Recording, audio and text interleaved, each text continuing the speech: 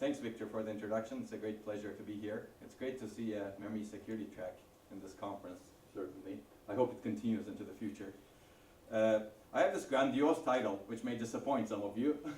This title is due to Victor, because he invited me for another summit in the past, and he suggested a grandiose title. And I'm going to talk about some things that I see are interesting in computer architecture and hardware security.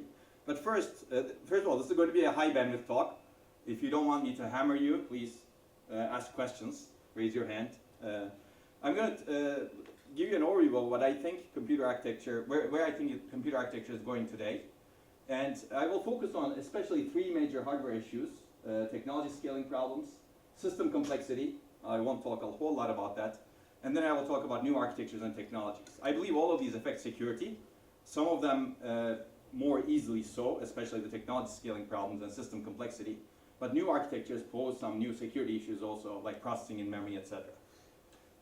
Okay, so I will start with why do we do computing. When I teach computer architecture, I start always with this. And since we don't have a lot of time, I will give answers also, but you may have answers to this. We want to solve problems. Why do we solve problems? So that we can gain insight. And Richard Taming, in his beautiful paper, that he suggested that we don't want crunching numbers. Our goal is to really get insight in the end. Why do we do that? To enable a better life and future in general. So how does a computer solve problems? By orchestrating electrons in modern technologies. This may change into the future, who knows, but today's dominant technologies all orchestrate electrons. To orchestrate electrons, we need to speak the electron language. Unfortunately, I don't know anyone who speaks the electron language as humans. So we build abstractions to communicate with electrons and make electrons do what we want them to do, right? So we transform the problem into algorithms and then implement them in programming languages and then execute them on system software and hardware in combination. And then implement the hardware in microarchitecture, logic gates, and then physical devices which operate on electron principles of physics. This is the narrow view of computer architecture. Usually when people think about traditional computer architecture, it's the interface and the microarchitecture. I'm going to take a much more expanded view today, and I'm going to justify it because we're having a lot of issues in actually doing things only at this level. We really need to rethink everything that we're doing from the algorithms to the devices. And this is already happening in industry. It's not new, in my opinion. So this is the expanded view. So what is computer architecture? It's really the science and art of designing computing platforms, the hardware, interface, system software, and the programming model. This is the expanded view, to achieve a set of design goals. Your design goal is really dependent on what you're trying to build. It could be a supercomputer, highest performance on Earth on workloads, AI, LLMs, for example. Or it could be a mobile computer, longest battery life in a given form factor that is cheap enough. Or it could be a general purpose computer that tries to achieve the best average performance across many workloads. Right? In the end, designing a supercomputer is clearly different from designing a smartphone, but many fundamental principles are similar. And they're getting even more similar today because we want to expand, we want to get the maximum efficiency and performance out of all of these platforms. Just to give you an idea of what we're talking about, I'm just going to flash some pictures over here. These are computer architectures for different purposes. This is Mr. Bean's computer architecture for self-driving car. I like this one a lot. He doesn't trust the self-driving car. He, controls it himself. And other self-driving cars, maybe bioinformatics processors. These exist in everyone's pocket, I believe, some form of it, at least. This is a data center. This is a supercomputer, yet another supercomputer. This is a machine learning supercomputer, if you will, that uses systolic arrays to accelerate machine learning computations. A newer version of it. I cannot keep up with all of these pictures, as you can see. Self-driving car computers that actually have safety potentially built into them. We'll talk about that. And these are actually not just chips, but they're actually systems. I like these slides from Tesla that talk about how they actually not build just the chip, but actually do the entire cluster and the software to enable that chip to be used in the entire system. And this is what the approach that I'm talking about. This is really happening all over industry. This is a GPU. There are newer versions of it. And this is a wafer scale chip. These folks at Cerebras are building chips that are this large so that they can put a lot of compute and memory together for machine learning workloads. At least that's the goal. Yeah. But these are huge chips. So people are really trying to do these new architectures, build these new architectures to tackle the efficiency and performance problems that we're having. But always consider that this is a chip, but in the end you need a compiler and the software stack and the operating system to run workloads on it. So it's really an entire stack that people are designing. Cerebras is not just a hardware company, it's also a software company to enable this. Okay, I could keep going, but I will refer you to many like websites that talk about these chips. But I think it's clear that today, if you want to get the highest efficiency, performance, and also I would add robustness to it, we must really take an expanded view of computer architecture, co-design across the hierarchy, algorithms to devices, and specialize as much as possible within the design goals that we're targeting. Now, I think the question I'd like to ask is, what limits us in computing today? And I would argue that it's definitely not applications. People are good dreamers, they will dream, and applications will always come about. In the old days, when people designed MIPS, our 2000 processor, people said, we don't need a better processor than this. This is the best we can do, and we don't need higher performance. And that has been proven wrong and wrong and wrong and wrong. We will always have better applications coming, and we will always have need better computers. Because as applications push the boundaries, computing platforms will become increasingly strained. And at the same time, we have many metrics to optimize for. This is a small collection of it, clearly performance, energy, correctness, robustness, which consumes, which includes security, cost, programming ease, usability, scalability, simplicity. And this becomes challenging, especially when systems and hardware becomes more complex. So with that backdrop, I would like to now focus on three major limiters that I think are important, especially from the security perspective, but also generally performance and efficiency perspectives. We'll start with technology scaling and talk about system complexity, and then finish up with processor-centric designs that are not keeping up today. And all of these affect all metrics we care about in the end, and I believe they have fundamental impact on security and how we build secure systems.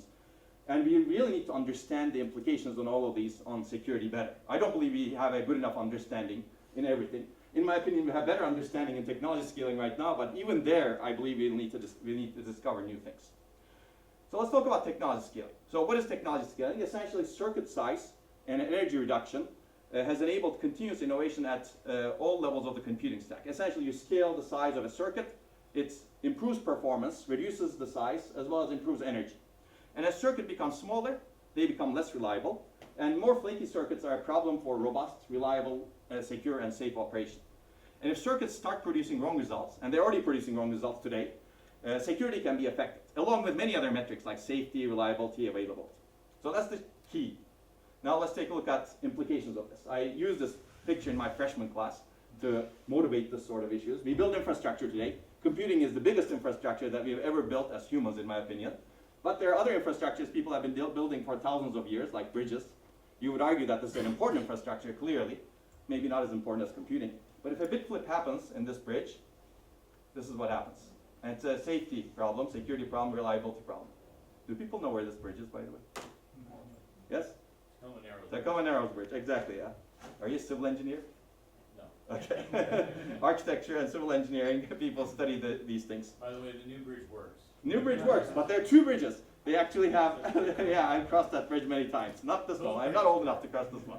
This happened in 1940. Yeah, great. So this is another example. These folks are constructing a major city, and they're very happy right now, but if a bit flip happens in this rod, they will not be happy. So in my opinion, I think we need to think much more broadly about security going into the future. You may argue that, you may criticize us as being too broad, but I believe security should really be about preventing unforeseen consequences. Because when we actually build systems, they will operate under unforeseen consequences into the future. Even general purpose systems are operating under unforeseen consequences. Think about going into space. What will they see out there? Okay, I think Mr. Bean will not be very happy if a bit flip happens in this car. And it's good to question how robust these platforms that we may be building into the future. So I think a huge challenge and opportunity for future is robustness, reliability, security, and safety. I'm going to focus on a specific issue in robustness, which is the RowHammer problem, which we have worked on for a long time. Essentially, this is the fact that you can predictably induce bit flips in commodity DRAM chips. Essentially, all recent DRAM chips are vulnerable to this. And I believe this is the first example of how a simple hardware failure mechanism can create a widespread system security vulnerability. That's why these good folks are writing articles that look like this. I like this one because it says, forget software, now hackers are exploiting physics. Don't forget software, but you get the point, right? So basically, we've done a lot of work in this area. I'm going to give you some examples, but not the full treatment because we don't have time. But one can predictably induce errors in DRAM memory chips. This should not be happening. You should not be able to induce any error in a DRAM chip, let alone predictable. There are soft errors we can maybe tolerate, but that's a different thing. Okay, this is known as the RowHammer problem. So why does this happen? Essentially, it's a very simple mechanism. If you look at any memory array, it looks like this. It has a two-dimensional array, rows and columns of cells. And if you want to access bits in one row, you need to activate that row, meaning you need to apply high voltage to that word line. Now, if you want to access some other bit in some other row, you deactivate or pre-charge the array, apply low voltage. And if you keep doing this repeatedly, which is a legal action, activate, pre-charge, activate, pre-charge, activate, pre-charge, activate, pre-charge, enough times before the cells get refreshed, it turns out in vulnerable chips, some physically adjacent cells flip. They lose their charge. And they go from 1 to 0 or 0 to 1 depending on the encoding. Clearly, this should not be happening. We're not modifying anything in memory, let alone modifying something else that is not belonging to the row that we're accessing. And these rows may be belonging to the operating system, page tables, some other application, your own application. It doesn't matter, this should not be happening. We call this the hammered row, we call these the victim rows. And we basically showed in our original paper in 2014 that this is a technology scaling problem. In newer chips, we were able to induce these bit flips because we were able to induce enough hammerings before the cells get refreshed in the DRAM. In older chips, we were not able to induce these bit flips. So as cells became smaller and smaller, they became more vulnerable to this sort of noise. And this has enormous implications in the upper layers of the transformation hierarchy, because if you get a bit flip at these green levels, then everything that you do over here may be affected because it gets exposed directly to your data structures and algorithms, because we're talking about physical memory, main memory. Very quickly, why is this happening? This is happening because the cells are too close to each other. If a cell is too close to another cell, you have electrical interference between the cells, and whenever you do activations, that electrical interference is reducing the charge in vulnerable cells that are physically adjacent. And if you do this hammering enough times, you reduce the charge enough times from the cell that the charge gets depleted, and you lose the value that's in the cell. It doesn't happen in every single cell, it happens in vulnerable cells, but you can figure out which cells are vulnerable and which cells are not vulnerable. So when we wrote the paper, we also actually released this code, which is actually a very simple x86 code, which avoids the caches, it avoids the row buffer in DRAM, and basically ping-pongs activates the rows X and Y and induces bit flips if the chip is vulnerable. We also said that if you actually sandwich one row between X and Y, you get a lot more bit flips. Okay, and we show that this happens in real systems and you get bit flips. And later work actually replicated all of these results, so I don't want to spend a lot of time on these old results. So what's important for security? When we wrote the paper, the first sentence we said was, memory isolation is a key property of a reliable and secure computing system. And access to one memory address should not have unintended side effects on other addresses. And I still strongly believe this. We should really maintain this invariant so that we can build better systems, the isolation invariant. And we said in the paper that someone can use the program that we wrote to hijack your computer. We didn't show that exactly, but these good folks from Google Project Zero read our paper, replicated our results, and they basically developed an attack, or multiple attacks actually, where they could, in one of the attacks, they could take over a system using a user-level program. I'm not going to go through all of these security implications. There's a lot of literature. I'm going to flash some papers that we have written, and other people like Herbert has done a lot of work over here. Victor has done a lot of work on RowHammer. But essentially, one can exploit RowHammer to take over a system. If they cannot take over a system, they could read data that they do not have access to, so you can break confidentiality. You can break out of virtual machine sandboxes. You can corrupt important data, which may render, for example, machine learning inference useless. Otherwise, a 99% accurate machine learning accelerator could become 10% accurate, potentially. People have shown this multiple times.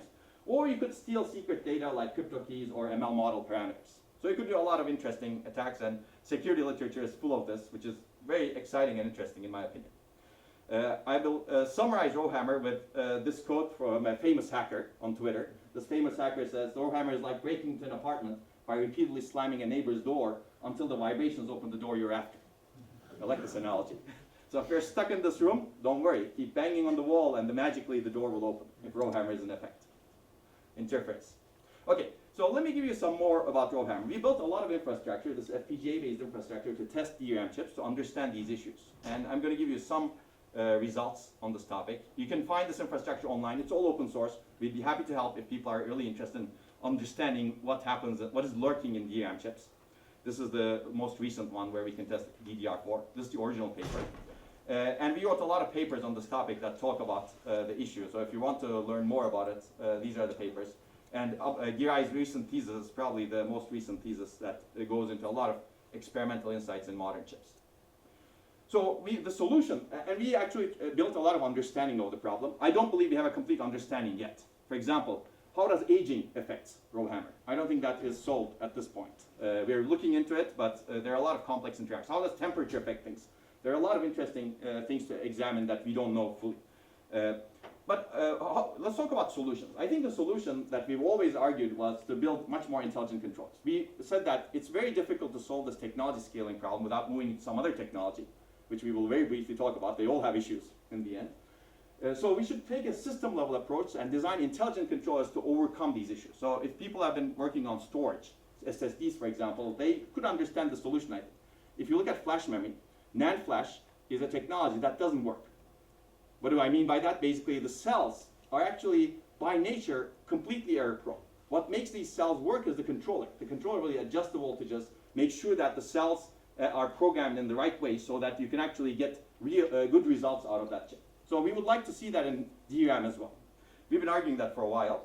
And finally, the industry is, I think, moving in a direction that I believe is similar to this.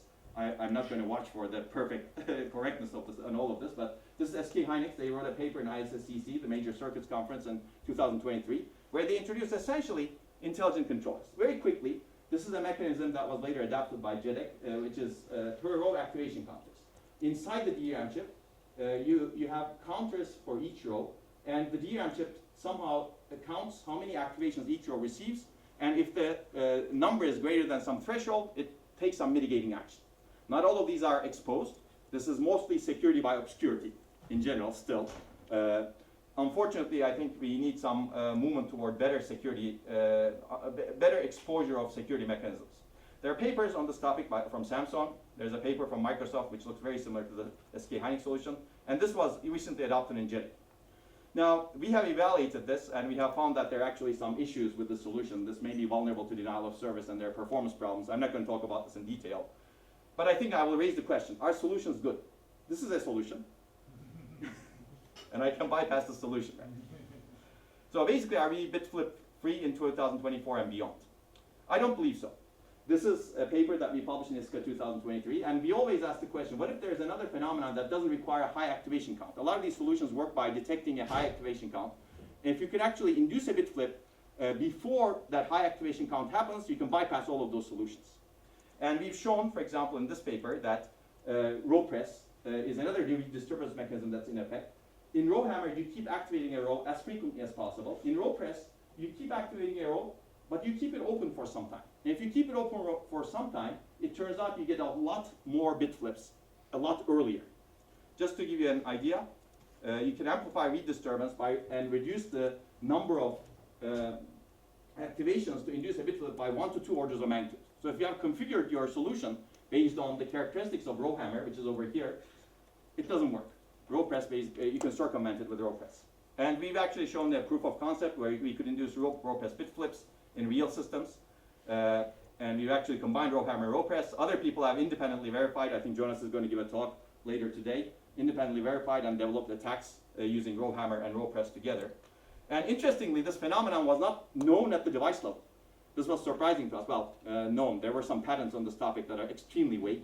But people in the device community started investigating what's happening underneath based on the results, and they actually started understanding what's happening underneath. I find this very interesting because you could actually do research at the architecture level on a phenomenon that was not exposed at the lower levels, and the lower level folks get excited and they actually understand what's going on. I believe there's a lot more to discover. So the takeaway, I think read disturbance is a technology scaling problem. Finding a good solution to read disturbance is difficult, and I believe this will become more so. We will find more and more effects. So there's more to come. There's lectures, etc. So you can say, I don't care about DRAM. Hopefully this audience doesn't say that because DRAM is really the main memory market today. But if you're looking into the future, 10 years down the road, you say, there's some emerging memory technology that's going to replace DRAM. I would argue that all of them are going to be vulnerable to this sort of effects, and we need to plan for that. And I believe that DRAM's future is going to be DRAM for some time. Maybe 3D DRAM can actually reduce some of these effects, but we can talk about that separately. Okay, so I think the takeaway is we need intelligent controls to enhance security and enable better scaling. If there are questions, I can quickly take them, but we can also defer them to the end. Okay, that was memory. Data corruption actually is in CPU logic too. So there are intermittent defects that cause silent data corruption. These may be happening because the CPU is designed for some temperature, voltage, and frequency levels, and for some, under some conditions, like under some data patterns, under some voltage fluctuations, you may actually get an error, wrong bit latched to a register. And people have talked about that. I'm going to briefly mention that. And these may be very hard to detect or replicate. They may be potentially exploitable. I have not seen an exploitation of this yet. And Facebook and Google have written papers on this topic. This is not a new problem, but it's a new problem in the sense that people have been observing this in the large scale, because if a CPU fails in a data center, it may be failing every day because you have hundreds of thousands of computers, right? So this is from Google's talk. They call it mercurial cores that lead to corrupt execution errors. If you're interested, you can take a look at it. And there are papers on this topic, especially in deep learning accelerator systems. And also, this is a paper from Alibaba that talks about silent data corruption in their data centers. I'd recommend people to take a look at it. I'd be happy to talk about it. As I said, it's not a new problem. People have been working on avoiding this sort of errors. In fact, our group has done work in this area that I'm not going to talk about. We've always argued, again, a system-level perspective. Software should be equipped to detect this sort of errors. And these are papers from old times. I'd be happy to talk about them if people are interested. So if you can design chips that can test themselves online with intelligent controllers once in a while, you can actually overcome some of these issues. Okay, so I think this is the end of my first part of the talk. Both memory and logic errors will become worse as circuit size reduces. Hardware errors will create worse robustness problems. And I think we cannot afford to ignore data corruption.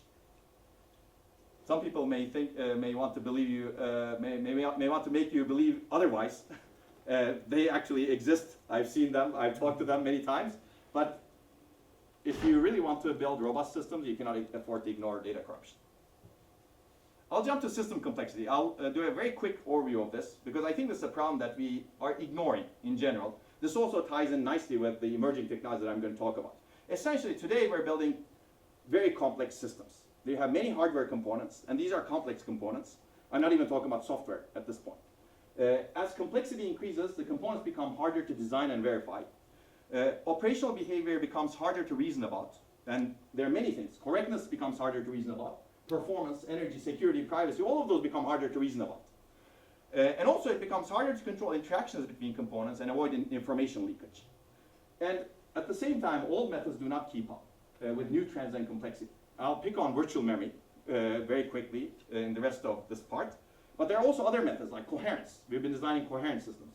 We've been doing verification. These methods really are not keeping up with the complexity of the systems that we're building. So this is complexity. This unfortunately stopped at 2020. I haven't updated, but clearly there are a lot of transistors that we're adding to our systems. We're already at trillion transistors in the wafer scale chips. And these are general purpose CPUs. You can see there's a lot of complexity. Memory hierarchies are complex. And on top of this, we're adding complexity at the third dimension, also 3D systems. So I believe side channels will not go away. This complexity leads to endless side and convert channels. Clearly Spectre, Meltdown, and their variants are examples. These will not go away. They will become worse. On top of this, this complexity leads to many bugs and unintended behavior, especially when you add new features to a system. For example, when virtualization was added to general purpose CPUs, the bugs increased significantly. And some of these could be exploitable. That's good to understand. So the question I ask is, how do we tame processor complexity and resulting issues? I don't have a good answer. I'm just going to put the question out. But I'm going to pick on one thing that we've been doing for 60 plus years that has not changed much, which is virtual memory. Essentially, access control and protection mechanisms that we have in today's systems at software level, software hardware cooperative level, are based on virtual memory. And virtual memory has not changed even after decades of technology scaling and memory system improvements. Today we have huge memories. Sometimes virtual memory is not needed in many applications.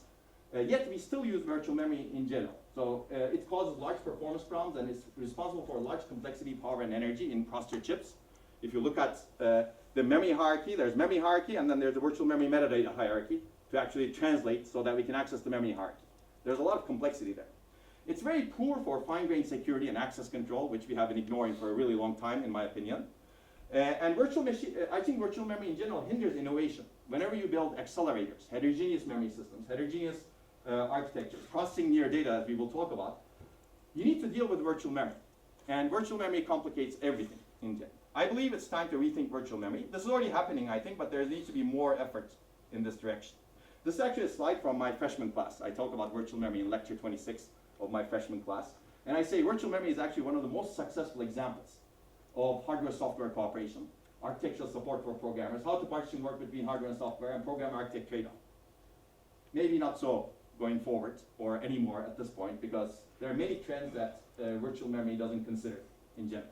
Again, I will not talk about this in detail. We have some work in this area that I'm happy to talk about, but there are also other works in this area. I think we still need to revisit virtual memory completely. This ties in nicely with what I'm going to talk about next, because one of the major challenges of processing near data, processing in memory, is really how to handle virtual memory. And I don't think that problem is solved. Okay, let's talk about new architectures and technologies. I think this is actually very exciting and interesting, because this can have a large impact on security and robustness for good and bad. We can design the new architecture completely with security in mind, or we can ignore security and say, let's do it as afterthought again. I hope we do it the first way and not the second way. I think ideally we want security as a first-class design goal, but maybe the train has already left the station over here, because there are some new architectures that are being developed that have not considered security as a first-class constraint, but this could change with people like you over here. So I believe there are multiple potentially paradigm-changing new technologies and architectures like processing in memory. I'm going to focus on that. Accelerator-based computing is already happening, but still we have issues over there. And I know nothing about quantum computing, so I'll leave that to the experts over here. I think there are also emerging memory technologies that I left out over here, but that's also, I'm not going to talk about. Let's talk about processing in memory. So essentially today, we have a huge data bottleneck in our systems. And important workloads are all data intensive. They require rapid and efficient processing of data. We can generate more data than we can process, and we want to do more sophisticated things on the data. Clearly, machine learning is a great example. Genomics is another example. This is a talk by Cerebras' CTO, Sean Lee. These are the guys who are building these wafer scale chips. And it basically shows that memory model requirements are growing, and or memory requirements are growing, and compute requirements are also growing exponentially. You can see the numbers are crazy, right, in the end. So we want to put a lot of compute and a lot of memory together. Their solution to this problem is building wafer scale chips. In a wafer scale chip, you can put a lot of SRAM together with a lot of computation. Unfortunately, SRAM is not the best technology if you want high capacity. So the amount of memory they have is, I think, 80 gigabytes or so, which is nothing compared to the amount of memory that we want to have in genomics and machine learning, etc. today. So I'm going to talk about a different solution. So in genomics, data is actually growing much, much faster, which we do a lot of. In my opinion, we have actually even more responsibility going into the future. We're building the biggest infrastructure in the world, and do we want a world that's sustainable and livable, or do we want a world that doesn't exist anymore? And this is already happening. I'm serious about this. People are actually building huge data centers that's really choking the world's power, and it's going to get worse and worse if we don't have some solution to this.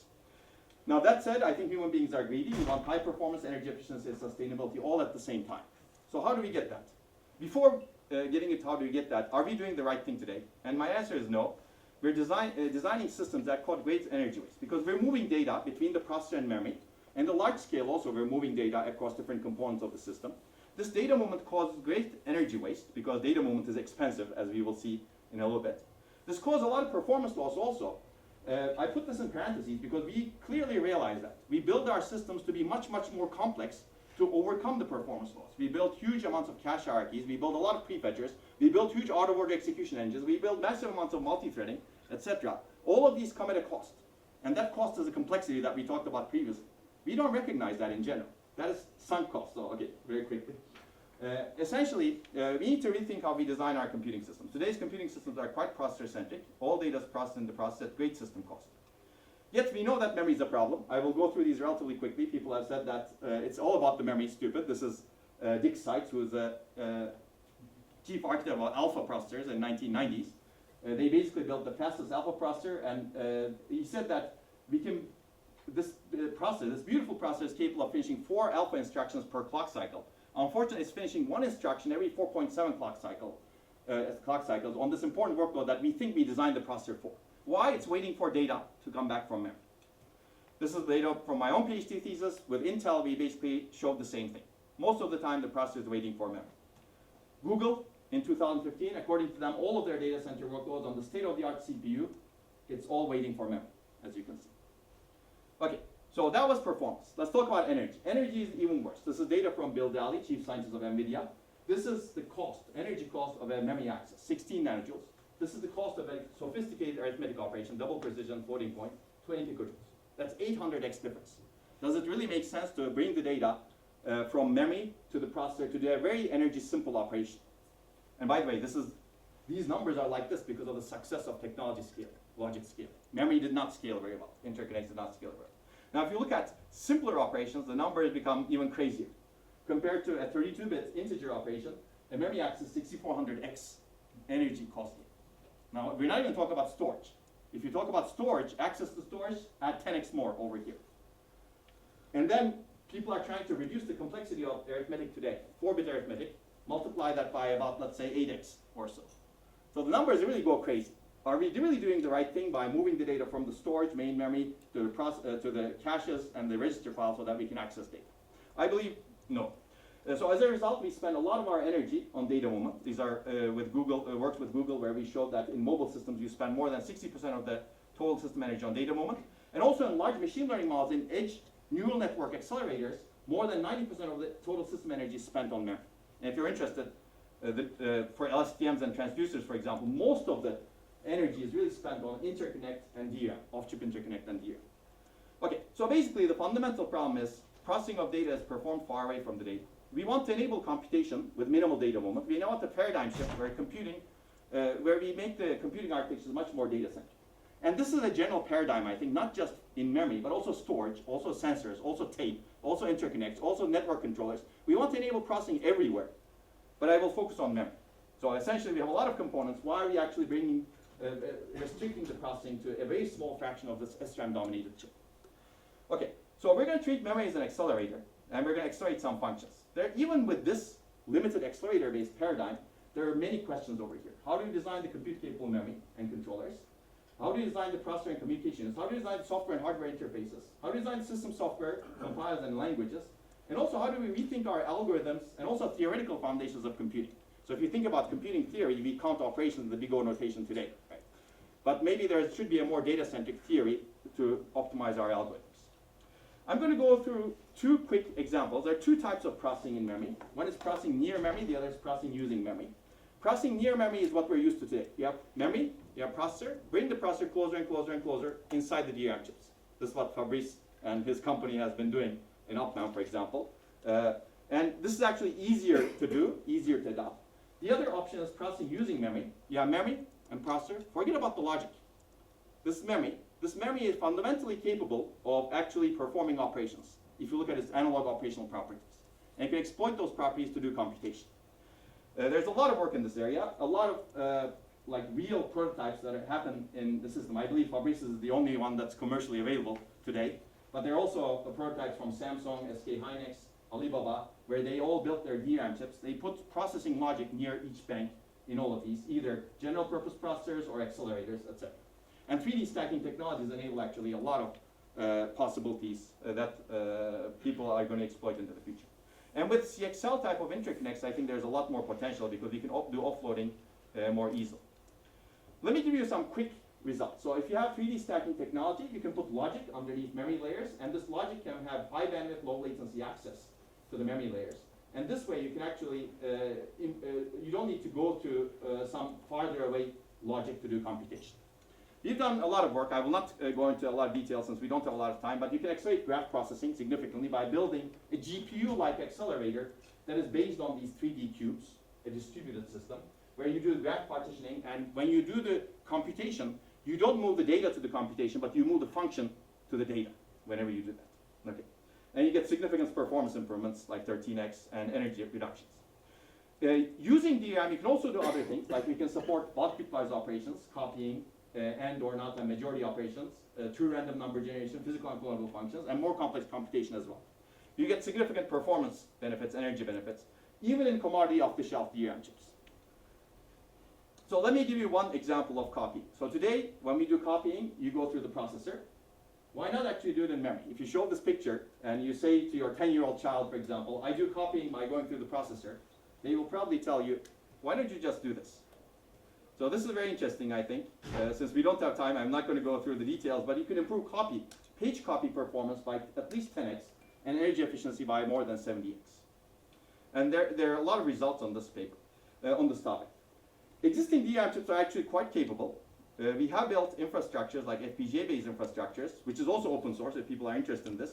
In this infrastructure, you can have copy operations and random number generation operations shipped to the memory controller of this FPGA, of this RISC-V system, and the memory controller violates the timing parameters in the DRAM to do the copy. This works mostly reliably, as I will show you in a little bit. And you get significant improvements in terms of copy and initialization performance. Okay, so what is mostly reliably? We have recently demonstrated that you can actually do, in real DRAM chips that are not designed for this purpose, you can do copying with more than 99.98% success rate. Remember that DRAM chips are not designed to do this. We're actually abusing the DRAM chips to do this. You can perform bitwise not, you can perform all types of bitwise operations, and I'd be happy to talk about that. On top of this, you can implement physical unclonable functions in DRAM, real DRAM chips, by violating timing parameters, random number generation, etc. And in the flash chips, you can also do similar things, but I'm not going to talk about. So okay, this is very interesting. I think there's a lot to do over here. This changes the paradigm. There are a lot of adoption issues that I'm not going to cover over here, but security is one of the adoption issues that I'm going to mention over here. In the end, we need to revisit the entire stack to enable this. So what is security? How does security play here? Does PIM make security better or easier? Does PIM make security worse? I think there are many interesting questions here that I'm not going to tackle at this point, but I believe both are possible. PIM can worsen security because RowHammer becomes worse, for example, side channels become worse. There could be new threat models that people have not considered. But we can also enhance security by reducing the exposure of data and keys outside. We can more easily implement things like homomorphic encryption and cryptographic hashing inside memory. We can support security primitives better on the memory side. In the end, if we actually push the security infrastructure completely in memory, maybe we're actually less vulnerable. In my opinion, this is the case, but this needs to be proven going into the future. So I'm not going to go through this, but we have some papers on this topic that I'd be happy to talk about, and we give talks also. So let me conclude.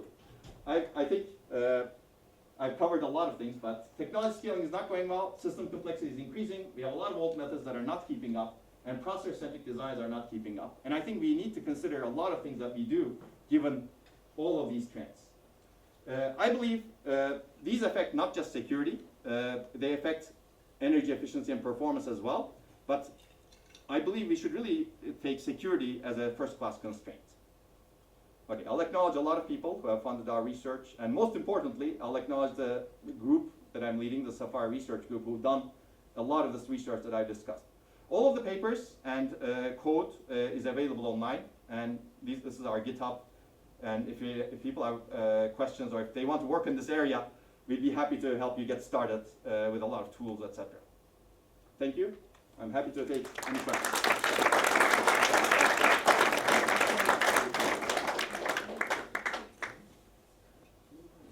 Thank you, Onur. Very nice talk. Are there any questions from the room?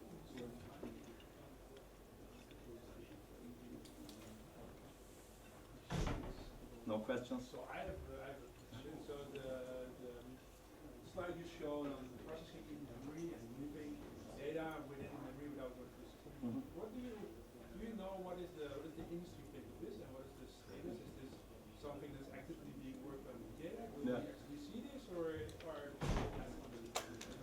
Yeah, that's a great question. I mean, in general, whenever you want to push functions to the memory side, industry has been quite, let's say, reluctant because of the way things have evolved, and you need to change the interfaces, which are standard, etc. I think there is much more open-mindedness today on doing things like this. I think this copying operation, for example, is very simple. It requires very little changes. It needs to be reconsidered given the current mindset. Like, we did this work 10 plus years ago, and when we talked with industry at the time, for example, people at Samsung were quite excited. We could do this. Who will buy the chips? The question is, what is the market size, etc. If you don't actually put the hardware out, it's very hard to evaluate the exact market size, in my opinion. So there needs to be some boldness in the memory industry to actually enable this sort of thing. I believe that mindset is getting better and better. I'm not sure if we're still there yet, so I'm not sure if I can answer that question completely. But if the hardware is out, I believe people will develop a lot of things to actually take advantage of. no more questions? Yes, please. One more question, Yeah. I guess.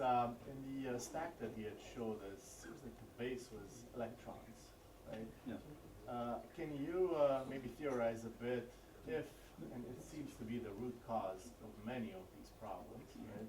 If that base now changes, would all of this be relevant? Yeah, that's a very good question. I mean, in the end, physical world, as far as we know, is based on electrons. So at some point, you cannot escape electrons. But maybe you can raise the abstraction level such that you can do, for example, biological computing, where cells are the basic things that you talk with. Or you could do more chemical computing, where people have tried. Unfortunately, in a lot of those, currently, we're not at the right place yet. Meaning, there's very little research going on, even though there's interesting research. There's very little research, and it's not clear how we can exploit those. And fundamentally, I think you cannot avoid this sort of issues that we have discussed, because everything is based on electrons. Even if you're doing the computing in a biological basis, you're subject to how the electrons move. And at some level, you cannot avoid that, especially if you want to push the like biological circuits, for example, to their limits, as we're trying to do right now. So I believe this is very fundamental in the end, regardless of whether or not you're trying to use the electron abstraction level or something else. Understood. So the synopsis, I guess, is no matter how you look at it, you cannot escape the analog nature and its flaws. I think so, yes. Thank you. You can escape at very high cost levels. Like you can isolate things and put them far away from each other. Then you'll have a very small amount of memory or very large amounts of memory at extremely high costs. One more question? So maybe also a comment. I watched a lecture from your friend Timothy Roscoe about the fact that there is lack of innovation in operating system, and that's why we have growing number of peripheral processors. This seem adding another peripheral processor in the memory. If there will be transition phase between the architecture which is right now and moving into in-memory processing. So how you see it handling the innovation on the higher layers, and how this will work, how long it will take to transition, because it seems like a huge task. Yeah, absolutely. So I think that's a very good point. Basically, I think transition needs to happen across all levels of the stack. No question about that. But it will, in my opinion, it will happen over time. Like we need to revisit the stack with a memory-centric mindset. How long will it take? It really depends on the mechanisms that you put over here. So for example, if it's a copying operation, a simple copying operation, even that requires support from the stack, but the support is somewhat limited. If it's really executing like some operating system functions on the memory side, then you need a lot more support. So in my opinion, we should start simple, start executing some functions, and over time evolve the software stack as well. The change is not going to be immediate. But I definitely agree that we need to revisit the entire stack, no question about that. But I believe we have nowhere to escape also. In a longer version of the talk, I say that this problem is not going to go away. This problem of energy and performance of data movement is going to get worse and worse and worse. Even with 3D stacking technology, we'll have actually issues like thermal, so you cannot escape this problem. So I believe we will need to revisit the stack. And this is already happening. So if you look at some of the chips like UpMem or SK Hynix's chip, people are looking at software stacks that build on top of that. I have not seen a full operating system though. Okay. Not yet. That would be interesting. Absolutely. Also bootstrap of these new computers, because I guess bootstrap BIOS will be completely different also. Yeah. All right. That's, yeah, it is a very short question. Okay. Then, yeah. I'll keep the answer short. It seems that security and performance, they almost always orthogonal, and you have to find a compromise between very high performance or very high security. So also from the DV side, design verification side, there isn't a lot of tools out there that help you on the security evaluation early on. So I'll be happy to hear your thoughts on that. And Yes. So I'll keep it short. I think I definitely agree that there's a tension between security and performance, and I don't think we're going to avoid that. It's very fundamental. I agree that design verification doesn't consider security today. That was one of my big points in the complexity also. Design verification is actually not good enough for many, many things we do today, performance, including performance, but security should be there. That said, I truly believe that if we move to a more memory-centric paradigm, we can get both performance and maybe better security if we actually think about how we provide security here, because a lot of the security issues that we have today, well, not everything of course, but a lot of the hardware level security issues are because of the data movement that we're having.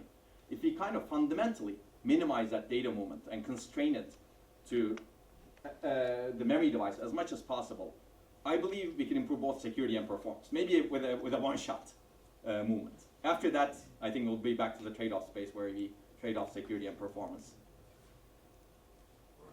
Let's thank the speaker.